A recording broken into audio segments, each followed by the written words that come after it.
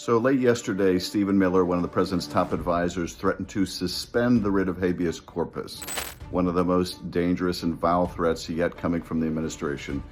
Let me break down what that means. First, take a look at what Miller said. That the privilege of the writ of habeas corpus can be suspended in a time of invasion. So I would say that's an option we're actively looking at. So there's Miller threatening to suspend the writ of habeas corpus. First of all, what is a writ of habeas corpus? Habeas corpus is Latin for provide the body, show the body. And what that means basically is when someone is in custody, you can bring that person before the court. You have a right to go before court and make the case, I'm not the right person, I shouldn't be incarcerated. You can challenge your unlawful detention. This is a right that is not only enshrined in the Constitution, but goes back to the Magna Carta. For hundreds and hundreds of years, in order to challenge the authority of the king in Britain, you had this right to go before a magistrate. It was considered one of the most important rights enshrined in British law, and it is as well in American law, in our Constitution, and by statute.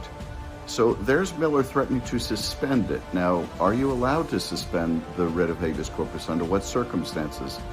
This has only happened 4 times in our history, including once during the Civil War.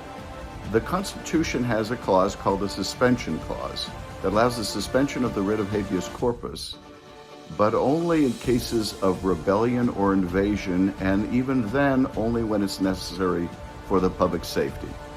So several problems with what Miller is saying here. First is he and the president don't have the authority to suspend the writ. That authority is given to Congress, not to the president.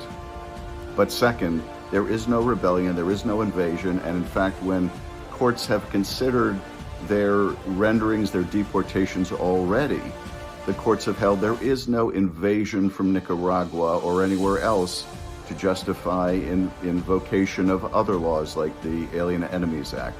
So they've already lost in court on this issue. That clause doesn't apply. That clause is actually meant to protect people and to provide only narrow circumstances in which the writ can be suspended.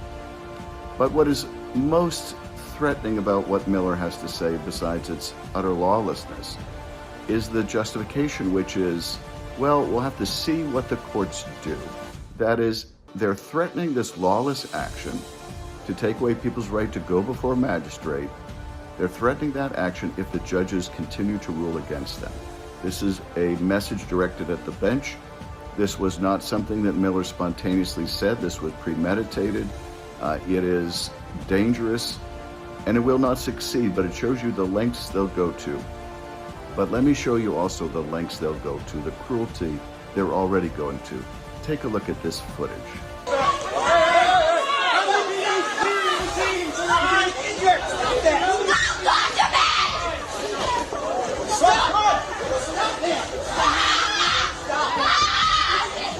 If that isn't enough to make you sick, I don't know what is. It is hard to believe this is happening in this country.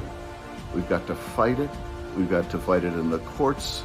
We have to make sure that we mobilize all across the country and make it very clear. This is not who we are. We will insist on our constitutional rights, and we won't treat human beings this way.